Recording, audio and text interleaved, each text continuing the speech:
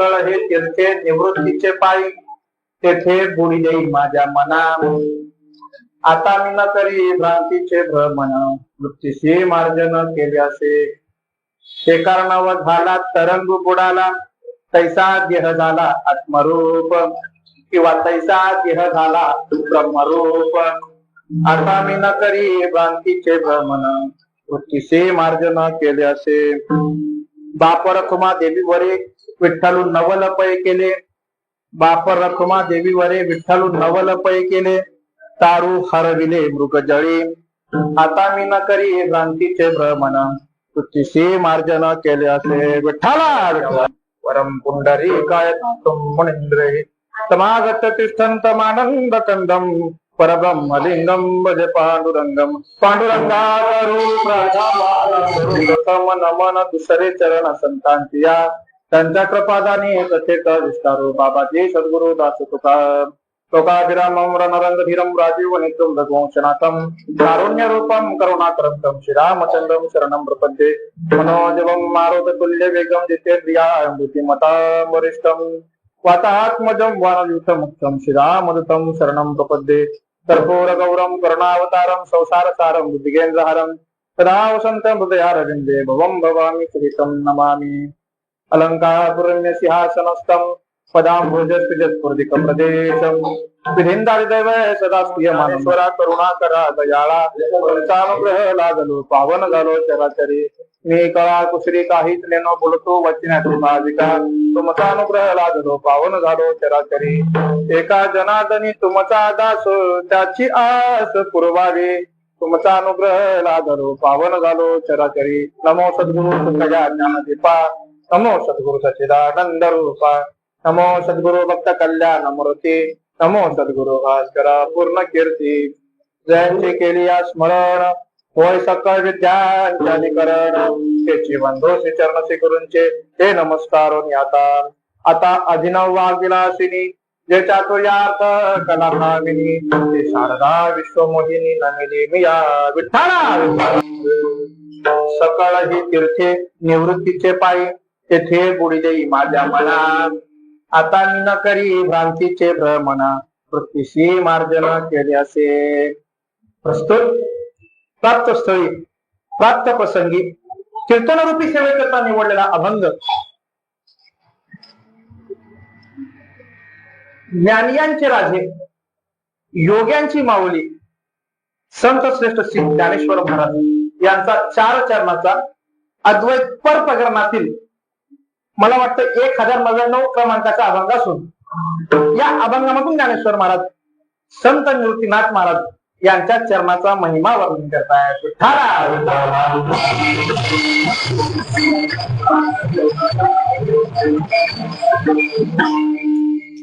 सेवेला सुरुवात करण्यापूर्वी अल्पसा पर्याय.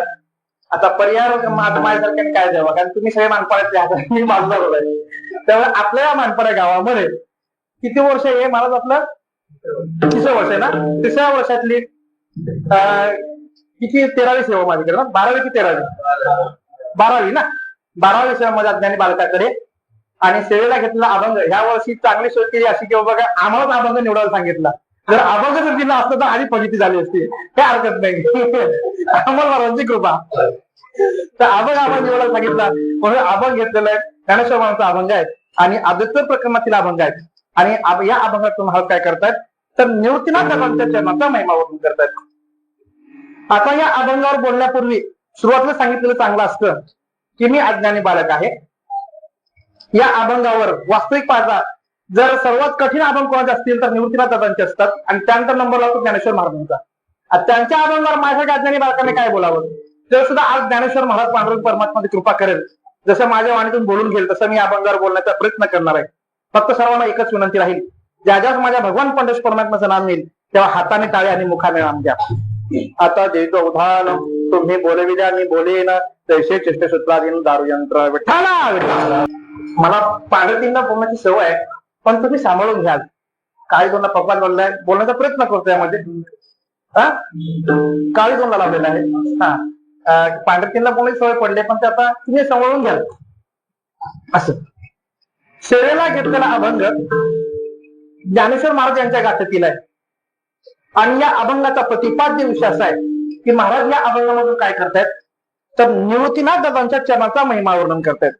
आता इथं महत्वाची गोष्ट अशी आहे की कोण कोणाचं वर्णन करते, तर ज्ञानेश्वर महाराज संत निवृत्तीनाथ दादांचं वर्णन करतायत. आपला विषय होता की इथं महत्वाचं काय, इथं कोण कोणाचं वर्णन करतंय, तर ज्ञानेश्वर महाराज निवृत्तीनाथ महाराजांचं वर्णन करतायत. बरोबर आहे. आता निवृत्तीनाथ महाराज ज्ञानेश्वर महाराज कोण होते, आता जर आपण देहसंबंधाने जर विचार केला तर ते भाऊ होते, सर्वांना माहितच आहे. परंतु त्यानंतर दुसरं नातं कोणतं असेल तर गुरु आणि शिष्याचं नातं होतं. बरोबर आहे. निवृत्तीनाथ दादा हे ज्ञानेश्वर महाराज कोण होते, गुरु होते, आणि ज्ञानेश्वर महाराज हे निवृत्तीनाथ महाराजांचे शिष्य होते. आता एक शिष्य एका गुरुचं वर्णन करतात, यात नवल नाही. जर आपण दोघांच्या जर आपण योग्यतेचा विचार केला ना महाराज, तर दोघेही एकाच योग्यतेचे होते. दोघांच्या योग्यतेमध्ये कुठल्याही प्रकारचा फरक नव्हता. आता या दोघांची जर आपल्याला योग्यता पाहायची झाली ना महाराज, आपण 3 प्रकारामध्ये पाहू शकतो.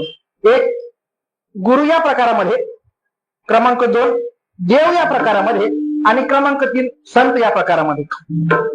आता गुरुच्या ठिकाणी जर आपण विचार केला दोघांचा, तर संत निवृत्तीनाथ हे केवळ ज्ञानेश्वर महाराजांचे गुरु होते का? अरे केवळ ज्ञानेश्वर महाराजांचे गुरु नव्हते. ज्ञानेश्वर निवृत्तीनाथ हे एका व्यक्तीचे गुरु नव्हते, एका कुटुंबाचे गुरु नव्हते, एका गावाचे गुरु नव्हते, एका तालुक्याचे गुरु नव्हते, एका जिल्ह्याचे गुरु नव्हते, एका राज्याचे गुरु नव्हते, तर हे का देशाचे सुद्धा गुरु नव्हते. एकनाथ महाराज सांगतात की निवृत्तीनाथ हे अख्ख्या विश्वाचे गुरु होते. विश्वाचा तो गुरु स्वामी निवृत्तीदातारो विश्वाचे गुरु होते. बरं, केवळ निवृत्तीनाथ दाता हे केवळ विश्वाचे गुरुच होते असं नाही. ज्ञानेश्वर महाराजांनी असं म्हटलेलं आहे, आमचे निवृत्तीनाथ महाराज हे कोण होते, तर निस्ते फक्त गुरु नव्हते, तर श्री गुरु होते. माऊलीने वर्णन केलेलं आहे, असता पाठी राखा इतरांचा लेखा कोण करे. म्हणजे ज्ञानेश्वर महाराज निवृत्तीनाथ दादांबद्दल वर्णन करत असताना म्हणतात की आमचे गुरु कोण आहेत, तर श्री गुरु म्हणतात. आता जर आपण इथे ज्ञानेश्वर महाराजांचा विचार केला ना, ज्याप्रमाणे निवृत्तीनाथ दादा हे श्री गुरु होते ना, त्याप्रमाणे आमचे ज्ञानेश्वर महाराज सुद्धा मला श्री गुरुच होते. आता गुरुचा विचार करत असताना शास्त्रामध्ये गुरुंचे सुद्धा 4 प्रकार आले बरं का. क्रमांक 1 गुरु, क्रमांक 2 सद्गुरु, क्रमांक 3 श्री गुरु, आणि क्रमांक 4 जगद्गुरु. आता थोडा 1 मिनिटामध्ये चौघांचा विचार करतो. क्रमांक 1 गुरु. गुरु कोणाला म्हणतात, तर आपल्या जीवनामध्ये आपलं चांगलं काय ना वाईट काय याचं ज्ञान जे आपल्याला देतात ना, चांगलं ज्ञान देतात ना, त्यांना गुरु म्हणतात. उदाहरणार्थ शाळेतले शिक्षक म्हणा, हे आपलं काय करतात, चांगलं ज्ञान देतात, हे गुरु झाले. क्रमांक 2 सद्गुरु. सद्गुरु कोणाला म्हणतात, तर नाथ महाराजांनी भागवतामध्ये असं वर्णन केलेलं आहे. सद्गुरु कोणाला म्हणावं, तर जी व्यक्ती आपल्या शिष्याला सत या वस्तूची काय तर ओळख करून देते, किंबहुना त्या सत वस्तूची भेट करून देते, त्या व्यक्तीला काय म्हणावं, तर सद्गुरु म्हणावं. नाथ महाराज भागवतामध्ये फार सुंदर वर्णन केलेलं आहे. नाथ महाराज म्हणतात, मंत्र तंत्र उपदेशिते आणि गुरु घरोघरी आईते. म्हणजे काय म्हणतात नाथ महाराज इथे, अरे असे गुरु जे आहेत ना, मंत्र आणि तंत्र उपदेश करणारे हजारो मिळतील, घराघरात मिळतील, परंतु सद जो शिष्याशी मिळाली सद्वस्तू ते नाथ महाराज म्हणतात, जो शिष्याला सद्वस्तूला प्राप्त करून देतो ना, तो त्या जगामध्ये कोण खरा सद्गुरू आहे. क्रमांक 3 श्रीगुरु. आता श्रीगुरु कोणाला म्हणतात, ते सद्गुरूच्या वरच्या पोस्टचा. म्हणजे काय, तो स्वतः ब्रह्मस्वरूप आहे आणि आपल्या शिष्याला सुद्धा काय तर परब्रह्म स्वरूप करतो ना, त्याला काय म्हणतात, तर श्रीगुरु म्हणतात. आणि नाथ महाराजांनी असं वर्णन केलेलं आहे, ज्यावेळेस नाथ महाराजांना ज्ञानेश्वर महाराजांची भेट झाली तेव्हा ते ज्ञानेश्वर महाराजांनी उपमा दिलेली आहे. कोणी, नाथ महाराजांनी. काय उपमा दिलेली आहे, नाथ महाराज वर्णन करतात, एका जनार्दनी पूर्व पुण्य फळले आणि श्री गुरु भेटले ज्ञानदेव.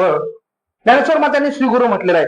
आणि जगद्गुरु कोणाला म्हणतात, तर मला जगद्गुरु म्हणजे काय याची एक व्याख्या सुंदर फार म्हणजे मी वाचलेली आहे. जगद्गुरु कोणाला म्हणावं, तर या जगामध्ये कुठल्याही प्रकारचा प्रश्न निर्माण झाल्याच्या नंतर तो प्रश्न सोडण्याचे सामर्थ्य ज्याच्याकडे आहे ना, त्याला जगद्गुरु म्हणावं महाराज. असे जगद्गुरु 3 झाले बरं का. क्रमांक 1 भगवान श्रीकृष्ण, क्रमांक 2 आद्य गुरु शंकराचार्य, आणि क्रमांक 3 जगद्गुरु तुकोबाराय. अवतार नामयाचा संप्रदाय सकळांचा यथोनिया. भगवान श्रीकृष्ण जे जगद्गुरु आहेत ना, ते देवांमध्ये जगद्गुरु आहेत. आद्य गुरु शंकराचे जगद्गुरु आहेत ना, ते आचार्यांमधले आहेत. आणि जगद्गुरु तुकोबाराय जे जगद्गुरु आहेत ना, ते संतांमधले आहेत महाराज. हा फरक आहे. याला काय जगद्गुरु म्हणतात. आणि ज्ञानेश्वर महाराजांनी निवृत्तीनाथांबद्दल वर्णन करत असताना काय त्यांना श्री गुरु म्हटलेलं आहे, आणि नाथ महाराजांनी ज्ञानेश्वर महाराजांचं वर्णन करत असताना त्यांना श्री गुरु म्हटलेलं आहे. म्हणजे गुरूंच्या बाबतीत काय तर दोघे जण सारखेच आहेत. आता क्रमांक 2 देव. आता देवाच्या बाबतीचा विचार केला ना तर महाराज दोघेही त्या ठिकाणी सुद्धा सारखेच आहेत. का?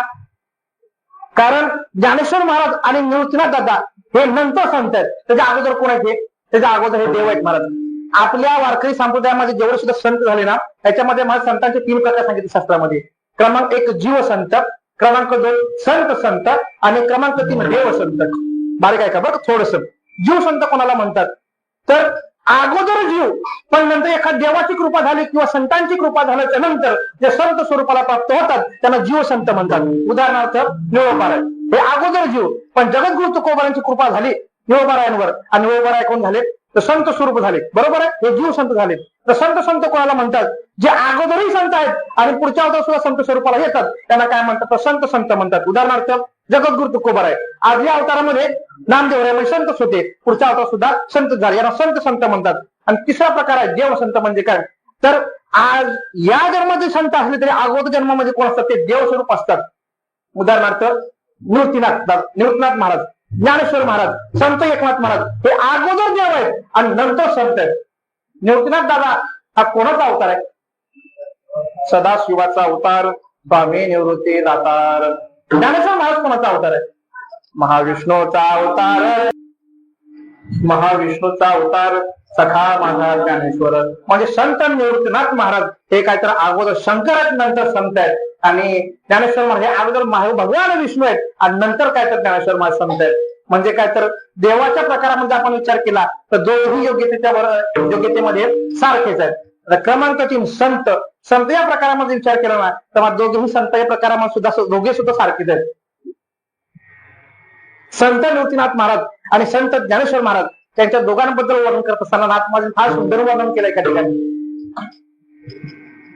नाथ महाराज असे म्हणतात, जर आपण निवृत्तीनाथ दादा हे किती शब्द आहेत? निवृत्ती 3 शब्द आहेत.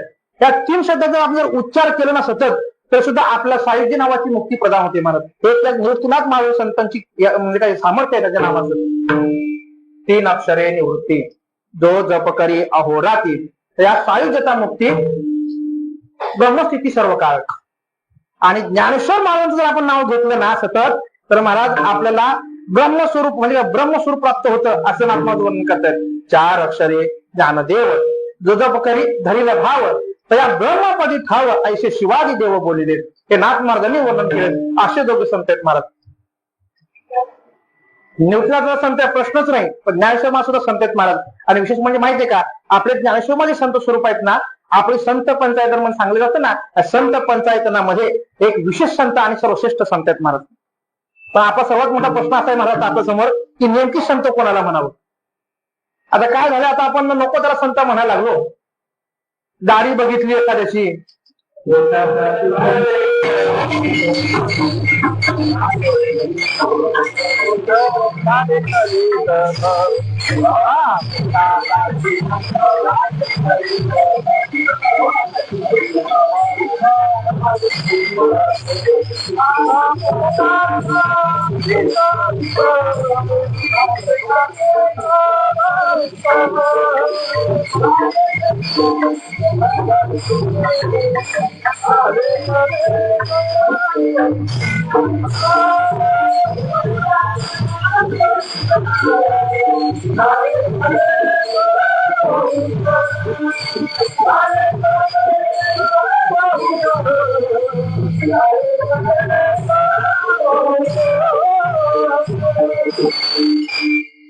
पोटासाठी संत झाले कलित भूत.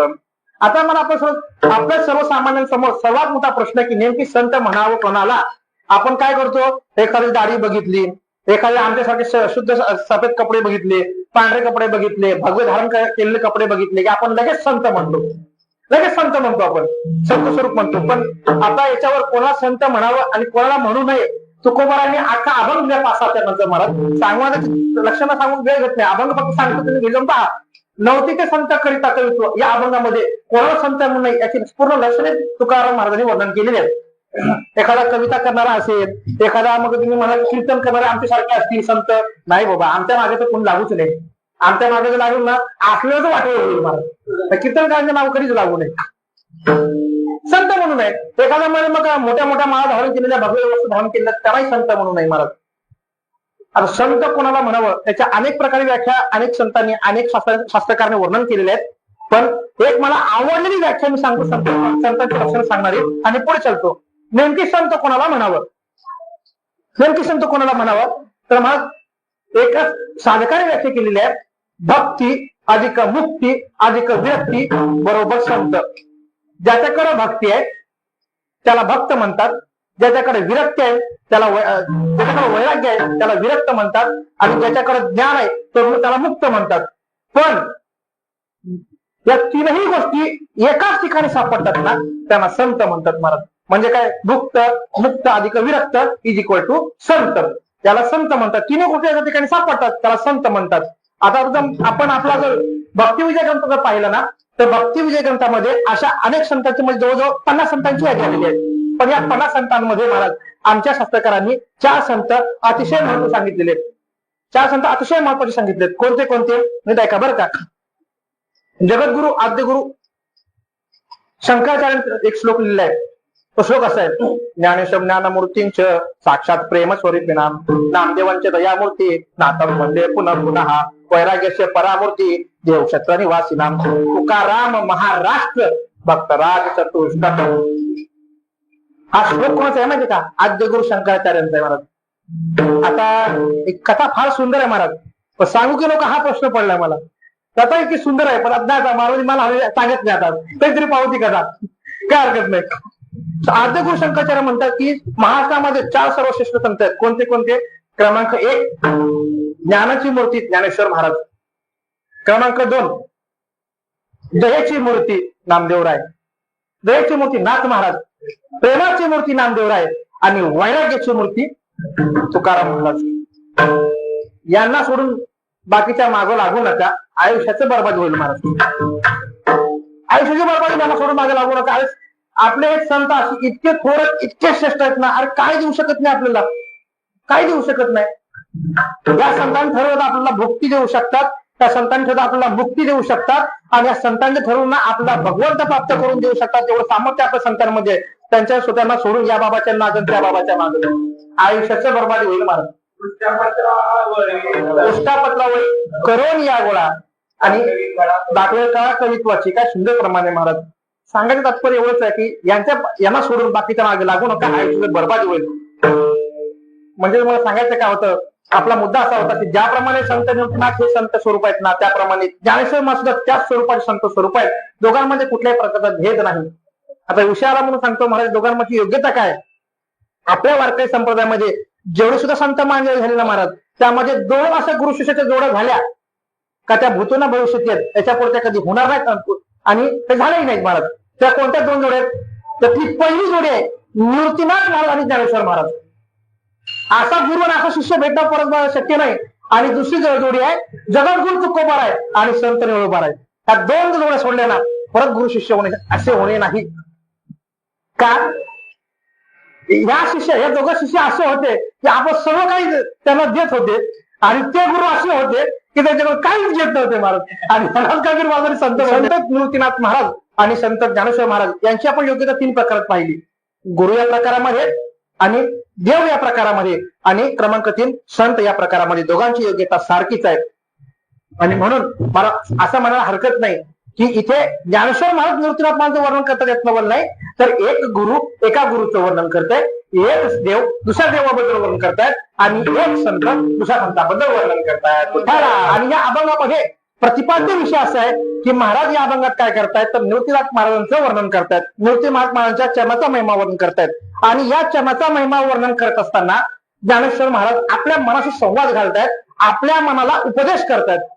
काय उपदेश करतायत तर तेथे बुडी देई माझ्या मना. काय करतायत, आपल्या मनाला काय सांगतात, बुडी द्यायला सांगतात. आता बुडी द्यायला सांगतात म्हणजे काय, समुद्रात जाऊन बुडी द्यायला सांगतात का नदीमध्ये एखाद्या. तर इथं बुडी या शब्दाचा अर्थ बुडणं असं नाही घ्यायचा, तर या बुडी या शब्दाचा अर्थ घ्यायचा स्थिर होणं. मनाला ते उपदेश करतात. काय उपदेश करतायत की तू काय कर, स्थिर हो. आता प्रश्न असा आहे की ज्ञानेश्वर महाराज आपल्या मनाला असा प्रश्न का करत असावे की तू स्थिर हो? याचं कारण या जगामध्ये मनासारखं चंचल कोणतीच गोष्ट नाही. एका सुभाषितकाराने ना एका ठिकाणी 10 चंचल गोष्टी सांगितलेल्या आहेत. त्या 10 चंचल गोष्टींमध्ये मनचा पहिला नंबर आहे. मनो मेदुकरो मेघो मानिनी मदनो मरुत मा मदो मर्कटो मत्स्यो मकारा दश चंचला. आता थोडं सांगायची गरज नको ना? काय हरकत नाही, पुढे चालतो. याच्यामध्ये पहिला नंबर कोणाचा आहे? मनाचा आहे महाराज. मन अतिशय चंचल आहे. किंवा अर्जुनाने भगवान श्रीकृष्णाकडे मनाची तक्रार केलेली आहे. काय तक्रार केली आहे? जेव्हा मन इतकं चंचल आहे ना, एक वायू म्हणजे वारा मुठीमध्ये काय जर पकडता येईल पण मन स्थिर करणं शक्य नाही म्हणते. चंचल मी मनात कृष्ण प्रमाथे बलवद्दुभम तस्याहम निग्रहम मन्ये वायू दिवसुदुष्करम. इतकं सुंदर वर्णन केलेलं आहे. या श्लोकावर माऊली फार सुंदर वेळ टाकलेत महाराज. पण माऊलींनी एक दृष्टांत सांगितलं. दृष्टांत आहे माकडाचा दृष्टांत दिलेला आहे. माकडाचा दृष्टांत म्हणून ऐसे कैसे घडेल जे काम मरकट समाधी घेईल का राहा म्हणतले राहील महावाचू जे काम मरकट समाधी घेईल. आता माकड किती चंचल सांगायचे काय हरकत आहे का महाराज? आता एक जुने कीर्तन का दृष्टांत सांगत होते, उगाच विरोधा म्हणून सांगून देतो 2 मिनिटांमध्ये. मन माकड किती चंचल बरं का. माकडाचा दृष्टांत माऊलीने दिलेला आहे.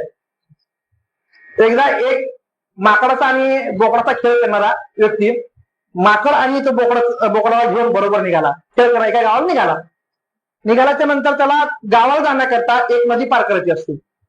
आणि नदी पार करण्याकरता आता तो आला, तीरावर आल्याच्या नंतर बोटीत बसायचंय, त्या नावेमध्ये बसायचंय. पण बाकीचे लोक म्हणू लागले तुम्ही जर माकडाला बरोबर घेत असाल तर तुम्ही त्या नावेत चढायचं नाही, तुम्हाला माकडाला खाली ठेवावं लागेल. मग दोघांचा सर्वांचा विचार विनिमय झाला आणि एक मार्ग निघाला. काय मार्ग निघाला? ते व्यक्ती म्हटले आम्ही तुम्हाला माकडाबरोबर तुम्हाला प्रवेश देऊ, पण एका टायमाने त्या माकडाच्या नंबर दोन्ही पायाने दोन्ही हात बांधायचे, तर त्याला आतमध्ये घ्यायचं नावे तर घ्यायचं नाही. त्या माणसाने काय केलं, व्यक्तीने काय केलं, ते 2 पाय बांधले, हात बांधले, पाय बांधले आणि मग बोकडाला घेतलं बरोबर आणि माकडाला घेतलं.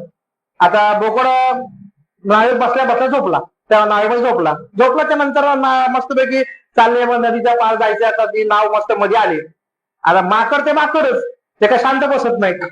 दोन्ही हात दोन्ही पाय जरी बांधले होते ना, तो जिथे बसला होता तिथं नेमकी तिथे एक ना गवताची कांडी पडली होती. असं महाराज बसला त्याने आणि त्याला काय जर म्हणत होत्या माकडाच्या, त्यांनी काय केली, तोंडाने ती कांडी उचलली गवताची आणि बोकड झोपलं होतं ना त्याच्या नाकात टाकली. आता जर मला ती कांडी जर त्या बोकडाच्या नाकात टाकली, ते बोकड शांत बसेल का?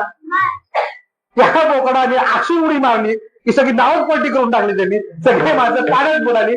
हा माकडाचा प्रताप आहे. ते हात बांधा तर पाय बांधा, तर माकड काय शांत बसत नाही. तसं तुम्ही मनाला कितीही आवरा, मन काही आवरत नाही का? ते चंचल आहे ना, मन अतिशय चंचल आहे महाराज. तर जगद्गुरु तुकोबांनी सुद्धा वर्णन केलेलं आहे. मन चंचल चपळ जाता, मन चंचल चपळ जाता येता न लगे वेळ. मन अतिशय चंचल आहे. मन चंचल आहे, स्थिर राहू शकत नाही. पण या ना मनाचं एक वैशिष्ट्य आहे महाराज. काय वैशिष्ट्य आहे माहिती आहे मनाचं? हे जर मन एका ठिकाणी जर स्थिर झालं ना, तर जीवाला अधःपतन न्यायचं की जीवाचा उद्धार करायचं हे मनाच्या हातात आहे. मनाच्या हातात आहे. योग वशिष्ठामध्ये असं वर्णन आलेलं आहे. मन एव मनुष्यानां कारणां बंध मोक्ष बंधाय विषयासक्तम मुक्त निर्विषय स्मृतम. जर मनाने जर आपलं मन जर विषयांच्या ठिकाणी जर काहीतरी स्थिर झालं ना, तर मनाचा जीवाचा अधःपतन ठरलेलं आहे.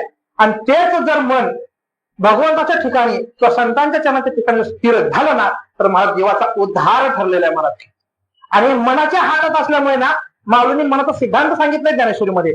माऊली म्हणतात त्या मनाचा सिद्धांत असा आहे ना, या मनाला जे गोड वाटेल ना, जे गोड तिथं काय तिथं स्थिर होतं ते. असं राहत नाही ते, ज्याला मला गोड वाटेल तिथं स्थिर होतं ते. आणि म्हणून त्याला चांगल्या गोष्टी दाखवणं हे आपलं कर्तव्य आहे. पाहेपा मनाची एक निके जे देखील या गोडी याच्या ठाई सोके आणि म्हणून अनुभव सुखाचे कौतिके दावित जायचे माऊली वर्णन करतात. संतांचा विचार करा. संतांनी काय केलेलं आहे महाराज? आपलं मन विषयांच्या ठिकाणी गुंतवलेलं स्थिर केलेलं आहे. आपल्या मनात त्यांनी कोणती वाट दाखवलेली आहे माहिती आहे का? जगद्गुरु तुकोबांच्या भाषेत सांगायचं झालं तर मनात येते धाव घेई आणि राहील विठोबाचे पाय. संतांनी आपल्या मनाला काय दाखवलं? देवाचे चरण दाखवलेत का? स्थिर करण्याकरता.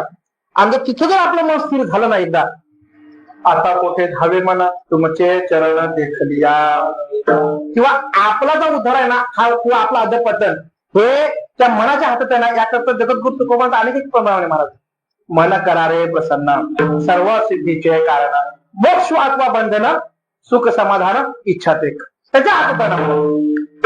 आणि आपला जीवाचा उद्धार त्या मनाच्या हातात असल्यामुळे महाराज ते मन कुठं स्थिर करायचं हे आपल्या हातात आहे. आणि ते मन कुठं स्थिर करायचंय त्याच्याकरता मला शास्त्राने आणि संतांनी 2 जागा सांगितल्या. एक जागा म्हणजे विठाला स्थिर करायचं त्याचं शास्त्राने संतांनी 2 जागा सांगितल्या. एक जागा म्हणजे कोणती तर भगवान पंडित परमात्म्याचे चरण, आणि दुसरी जागा म्हणजे संतांचे चरण.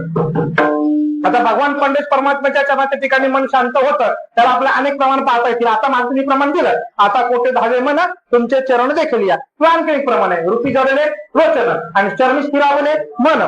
किंवा ज्ञानेश्वरीमध्ये ज्ञानेश्वर भगवंत स्वतः सांगतात अर्जुना तुला जर मन स्थिर करायचं असेल ना तर तुला एकच जागा आहे, काय कर तर माझं मन तुझं मन माझ्या ठिकाणी लाव. माऊलीने वर्णन करतात तू मन हे मिठी करी आणि माझ्या भजनी प्रेम धरी आणि सर्वत्र नमस्कारी किंवा माऊलींची आणखीन एक उभी माझ्यावर किंबहुना तुझे मन आणि करी माझी एक आयतन आणि माझे श्रवणी कान भरून निघाले, हा मनाला उद्देश केलेला आहे. काय होतं देवाच्या चरणाजवळ लावलं मन तर ते मन स्थिर होतं. आणि दुसरं ना संतांच्या चरणाजवळ आपण जर मन लावलं ना तर आपलं मन काय होतं मग शांत होतं. आपण याला काय प्रमाण झाले समाधान पायी स्थिरावले मन. किंवा आणखी एक प्रमाण आहे तुका म्हणे भजन करा विठ्ठला विठ्ठला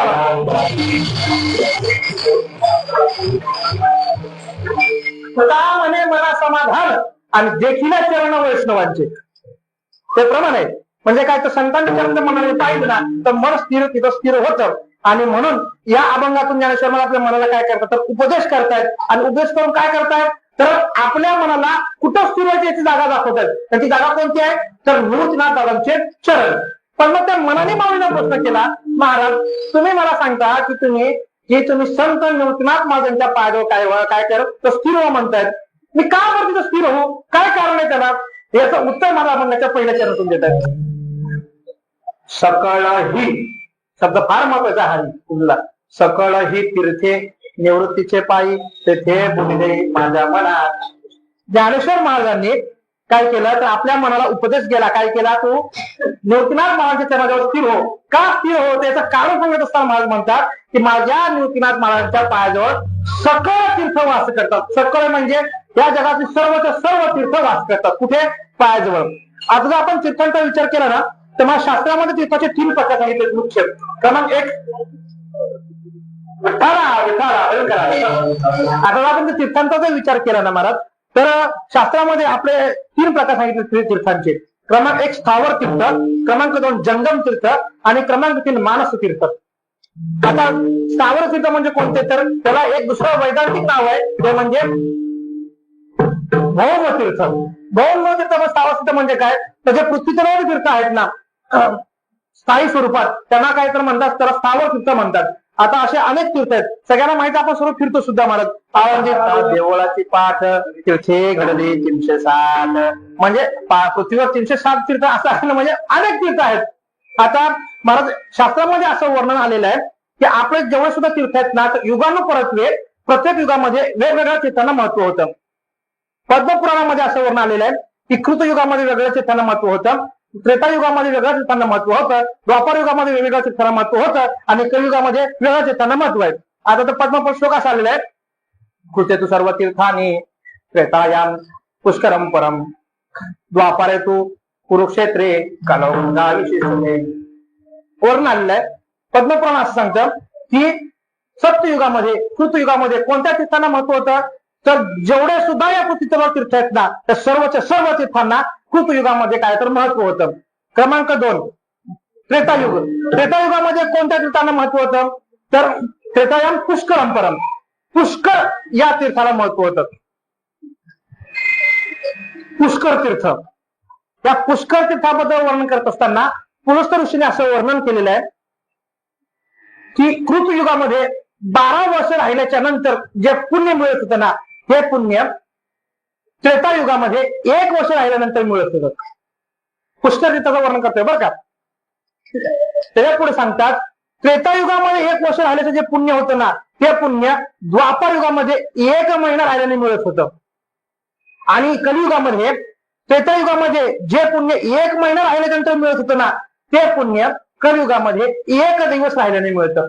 एवढं त्या पुष्कर त्याला काय तर महत्व आहे. क्रमांक 3 द्वापार युग. द्वापार युगामध्ये कोणत्या तीर्थाला महत्व होतं तर मग कुरुक्षेत्राला महत्व होतं. कुरुक्षेत्राला का महत्व होतं तर अनेक कारण सांगता येतील. क्रमांक 1 2 3 सांगतो महाराज. क्रमांक 1 कुरुक्षेत्र म्हणजे पितामह ब्रह्मदेवाची ही उत्तरवेदी आहे. क्रमांक 2 कौरव आणि पांडव यांचं युद्ध याच ठिकाणी झालं. क्रमांक 3 भीष्म पितामह आणि परशुराम यांचं सुद्धा युद्ध याच ठिकाणी झालं. क्रमांक 4 भगवान व्यास ऋषींनी जे महाभारत लिहिलं ते कुठे लिहिलं कुरुक्षेत्रावर लिहिलं.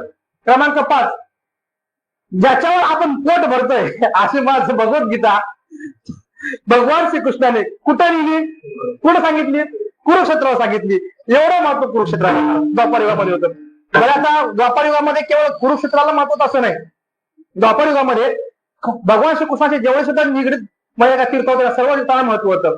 ज्याप्रमाणे कुरुक्षेत्राला महत्व होतं ना त्याप्रमाणे महाराज द्वारकेला सुद्धा तेवढंच महत्व होतं द्वापार युगामध्ये. एका सुभाषितकारांना असं वर्णन केलंय की द्वापार युगामध्ये गोमती सारखी नदी नव्हती, भगवान श्रीकृष्णासारखं दैवत नव्हतं आणि द्वारकासारखी दुसरी पुरीच नव्हती. नदी न गोमती तुल्या कृष्ण तुल्य न देवता स्वर्गतो पाताला मध्ये द्वारका न समापुरी. आता काय झालंय महाराज काळी दोन आवाज असल्यामुळे ना मला ते म्हणतात येईल ना पटापट श्लोक ते आवाज खाली बसलो जातोय माझा. तुम्ही सांभाळून घ्याल चिंतन करतो फक्त. गोमती सारखी नदी नाही म्हणत होता भगवान श्रीकृष्णासारखी देवता नाही आणि काही सांगतात तर ते द्वारकेसारखी काय तर पुरी नाही म्हणतात. आता आपण जर पुरीचा जरी विचार केला ना तर महाराज आता 7 पुरी आहेत बरोबर आहे ना. आता आपण जर सांगतो बरं का एखादी राहिली तुम्ही सांगा आपल्या 7 पुऱ्या आहेत ना त्या 7 पुऱ्यामध्ये सुद्धा काय तर या द्वारकेचा नंबर लागतोय बरोबर आहे.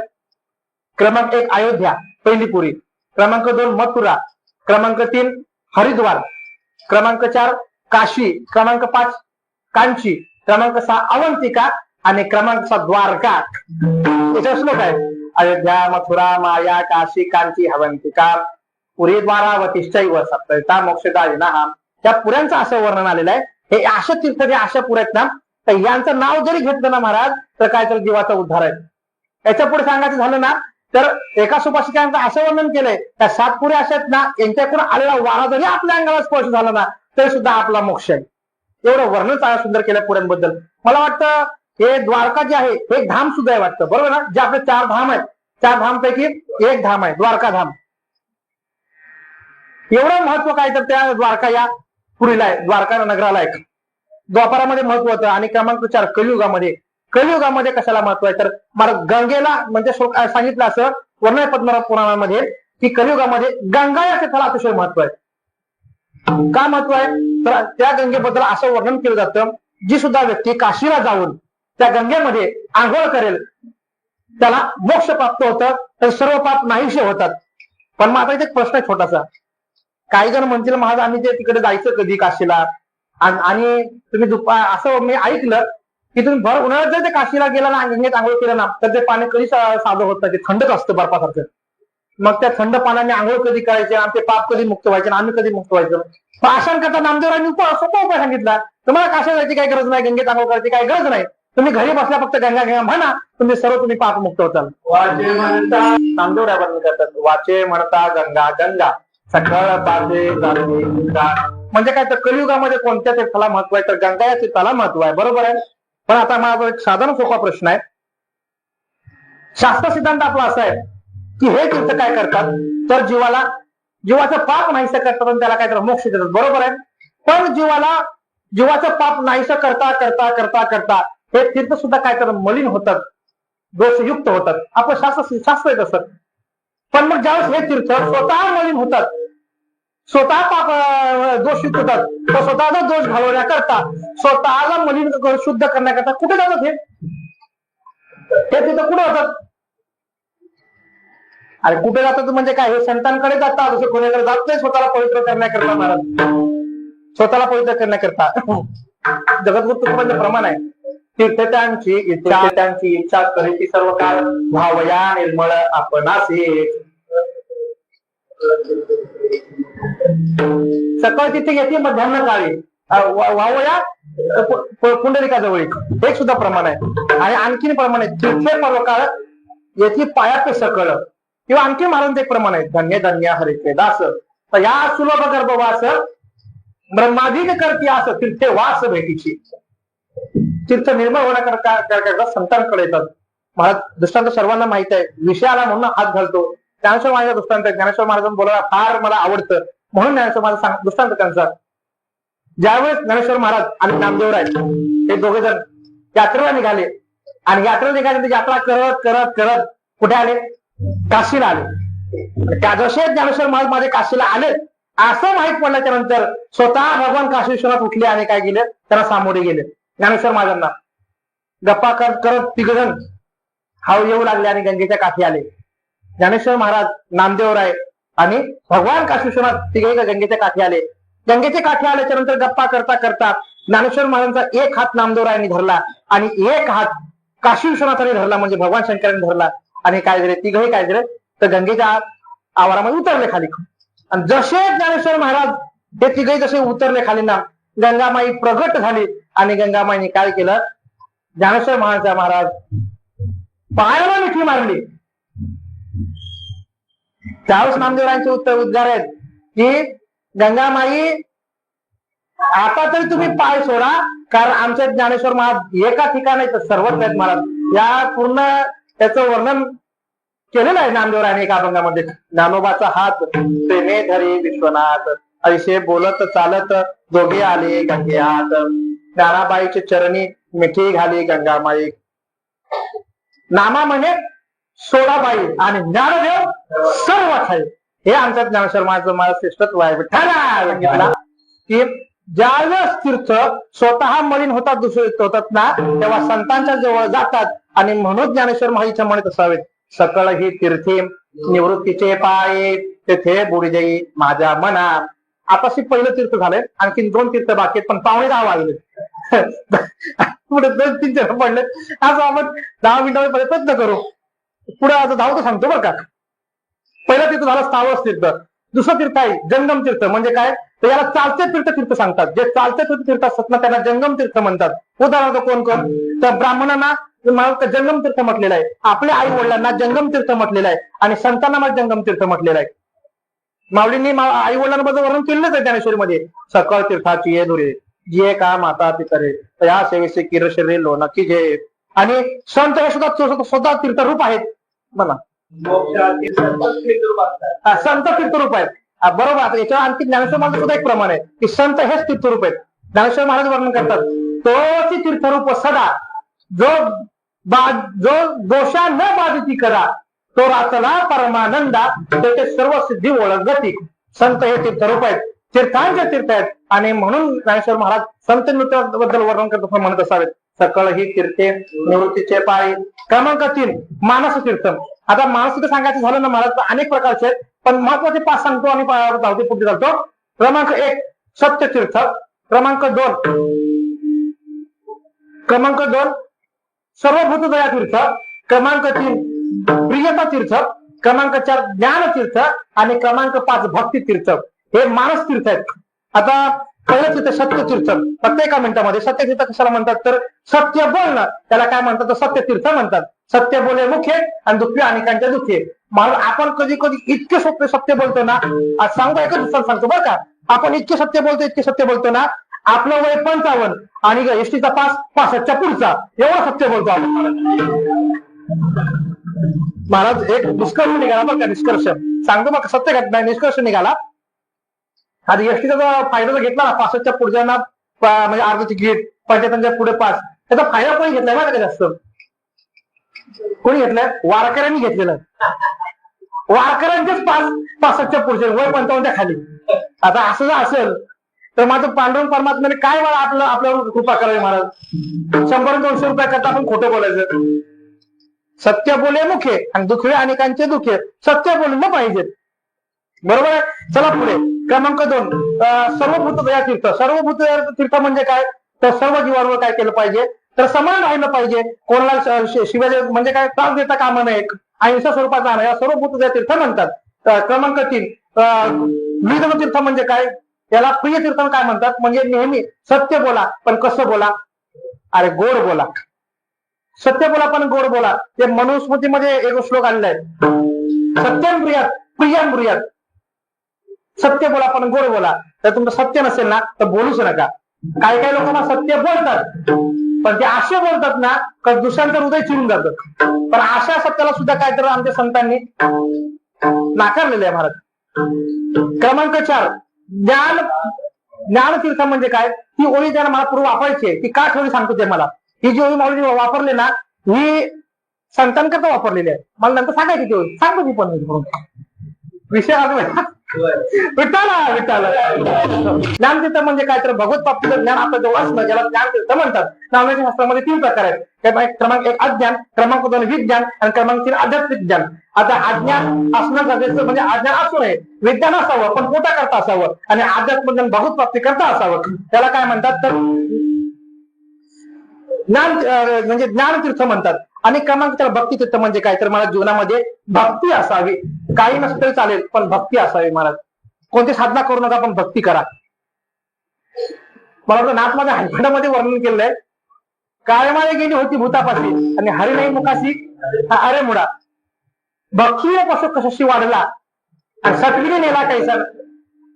भक्ती जीवनात असावी त्याला काय म्हणतात तर भक्ती करायला भक्ती तीर्थ म्हणतात. असे 5 तीर्थ आहेत. आता हे 5च्या 5 तीर्थ आहेत ना हे मानस तीर्थ सांगतात त्यांना, हे संतांच्या ठिकाणी सापडतात महाराज.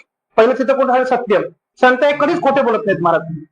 कुठली परिस्थिती जरी आली ना, आता महाराज प्रमाण आठवत नाही पण मी आता भावावर सांगून जातो बरं का. तुकाराम माझं असं प्रमाण आहे. आपण कधी कधी काय म्हणतो महाराज की एखाद्याचं चांगलं होत असेल तो एखाद्याचं लग्न जुळत असेल तर खोटं बोलायला काय हरकत आहे. पण आमच्या तुकाराम महाराजांनी त्याच्या सुद्धा टीका केली महाराज. तुकाराम म्हणतात कोणाचं लग्न जमो अथवा कोणाला पैसे मिळो कधीच खोटं बोलू नये, सत्यच बोलावं. तुकाराम माझे प्रमाण आहेत. आठवत नाही. संत कधीच खोटे बोलत नाहीत महाराज. आता त्याच्यावर प्रमाण लटिके वचन आणि नाही जेही उदासीन. संत खोटे बोलत नाहीत म्हणजे या तीर्थांनी परिपूर्ण असतात.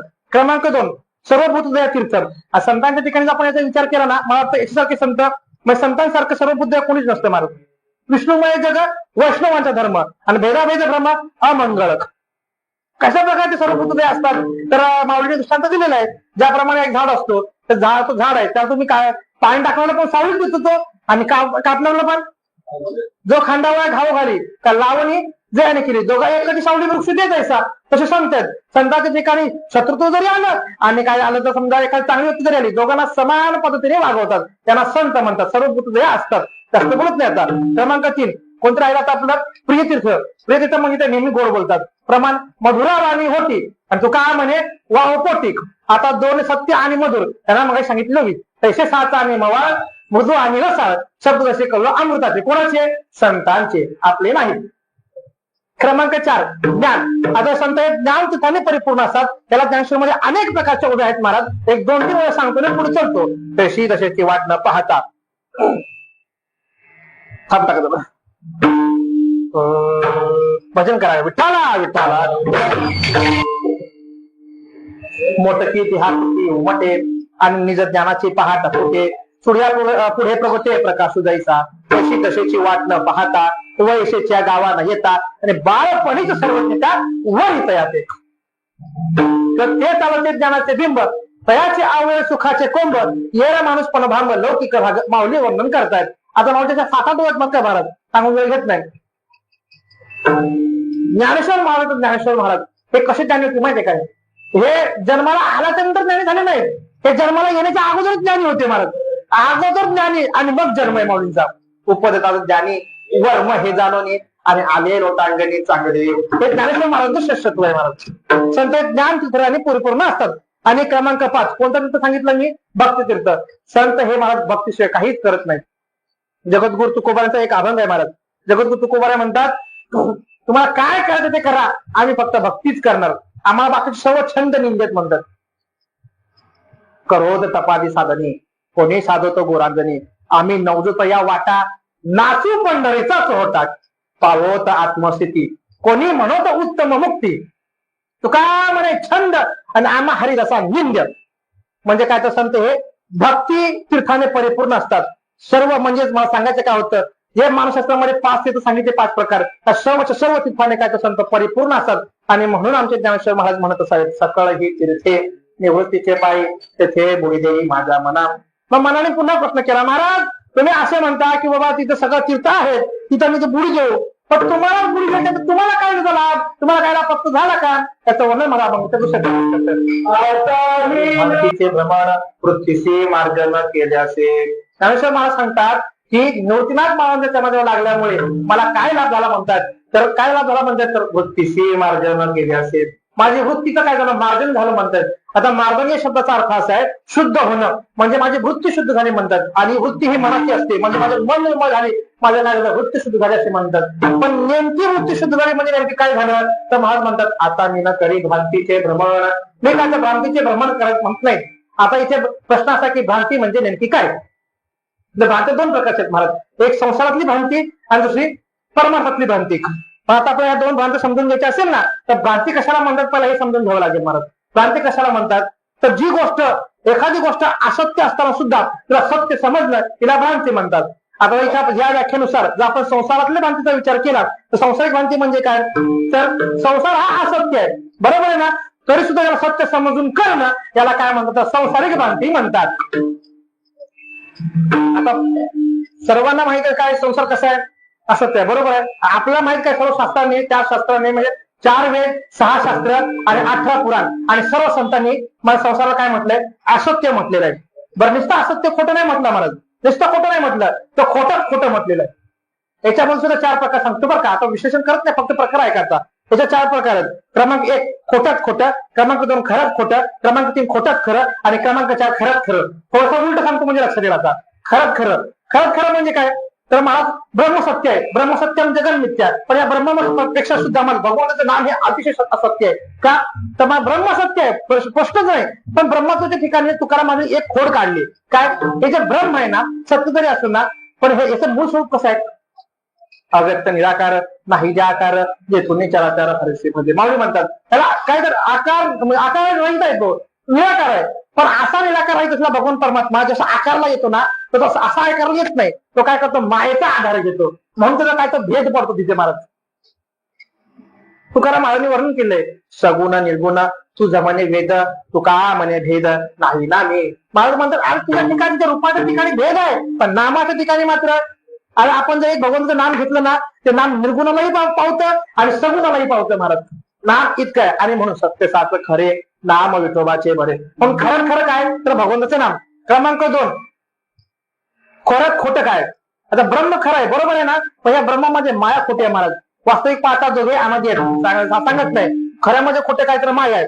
आता खोटच खरं काय, खोटच खरं काय, संसारात खोट्या सर्वांनी सांगितलंय, पण याच्यामध्ये खरी वस्तू आहे. काय खरी वस्तू आहे, तर आपला हा जीव. का, हा जीव कधीच मरते ना संसारामध्ये, अमर हा मला तुकारामाने वर्णन केलंय, अमर आहे जीव, अमर आहे. पुढे थोडंसं नंतर पुढे चिंतन पाहिजे. आणि क्रमांक 4 खोटच खोटं काय, तर संसार हा खोट्यात खोटा आहे, फक्त खोटं नाही, खोटच खोट आहे. त्याला प्रमाण काय, तर लटिका हा व्यवहार सर्व हा संसार वाया येरझार अर्जुन. माऊली वर्णन करतात, तो एका जनार्दनी संसार हा खोटा पाहिजे सत्तीला सद्गुरू. हरिस्मरण करा मग कधी नाही तोटा. नाथ माझं वर्णन करतायत, संसार हा खोटा शास्त्र निवडीला आणि पाहिजे साक्षीला सद्गुरू. अशी 4-5 प्रमाण सापडतात. संसार कसा आहे, खोटा आहे. पण हा संसार खोटा असताना सुद्धा आपण काय करतो, कसं करतो आपण संसार, हा खरा म्हणून करतो का नाही. मग संसार 2 जण करतात, कोण जीवही करतो, संतही करतो. पण त्यांना ही जी भ्रांती आहे संसाराची ना, ही भ्रांती फक्त जीवाला त्रास देते महाराज, संताला त्रास देत नाही. का, संत हे या संसारातल्या भ्रांतीतून कधीही मुक्त झालेले असतात महाराज. आपण संसार करतो खरा म्हणून आपण अडकतो, त्या भ्रांतीत अडकतो. संसार संत हे संसार करतात खोटा समजून, म्हणून त्याच्यातून मुक्त होतात महाराज. फार सुंदर एक दृष्टांत आहे, सांगत नाही काय हरकत नाही. संसार खोटा आहे आणि याला काय म्हणतात, संसारातली भ्रांती म्हणतात. आणि संत हे त्यातून मुक्त झालेले असतात. म्हणून आता मी न करी भ्रांतीचे भ्रमण. आणि दुसरी भ्रांती आहे ते म्हणजे अद्वैतातील भ्रांती. या अभंगाचा खरा अर्थ, खरं मूळ आता इथे आहे महाराज. कुठं, या अद्वैतामध्ये. माऊलीला म्हणायचं अद्वैताची स्थिती प्राप्त झाल्याचे वर्णन या अभंगामध्ये आहे. माऊली काय म्हणतात, अद्वैताची भ्रांती म्हणजे काय, तर महाराज या अद्वैताची भ्रांती कशाला म्हणतात, परमार्थातली भ्रांती कशाला म्हणतात, तर आपण स्वतः देह नसताना सुद्धा मी देह आहे असा भास करणं त्याला काय म्हणतात तर अद्वैतातली परमात्मातली भ्रांती म्हणतात. थोडं मी जे आहे ती भ्रांती आहे का सत्य आहे? मी जे आहे सत्य की भ्रांती आहे? ही भ्रांती आहे, बरोबर आहे. मग मी कीर्तनकार, मी विनेकरी, मी टाळकरी, मी गायनाचार्य, मी मृदंगाचार्य, ते कोण कोणाकरता म्हणतं? कोण कोणाकरता म्हणतं? अरे हे आपण आपल्याकरताच म्हणतोय ना महाराज. मग आता सांगा आपली भ्रांती गेली का हे अद्वैतातली? मग किती वर्ष परमात्मा काय फायदा मग आपला? याला काय म्हणतात? देहभाव म्हणतात, यालाच भ्रांती म्हणतात. वास्तविक आपण कोण आहोत महाराज? आपण कोण आहोत? हा, अरे आपणच ब्रह्म आहोत ना. तुकोबाचं प्रमाण आहे, तुका म्हणे हातो स्वय पर ब्रह्मा, तुका म्हणे आमचे माझं प्रमाण आहे, जीव अवघे देव पर ह्या नागवे संध्या, तर तुका म्हणे काही शिकव आणि कोठे जीव मिळाला. किंवा मग आपला 15 मध्ये सर्वांना श्लोक माहितच आहे. मम मांस जीवलोके जीवभूता सनातना मनःष्ठान इंद्रियानी प्रकृती स्थाने करशती. 9व्या अध्यायामध्ये जीव हा ब्रह्मस्वरूपापासून कसा वेगळा नाही त्याच्यामध्ये फार सुंदर वर्णन आहे महाराज. फक्त श्लोकाने उद्या सांगतो बरं का पुढं. त्याचा आकाश नित्यम वायू सर्वत्र गो महान तथा सर्वांनी भूतानी मत्साने पिपधार्य. यावर माऊलीने वर्णन केलं आहे.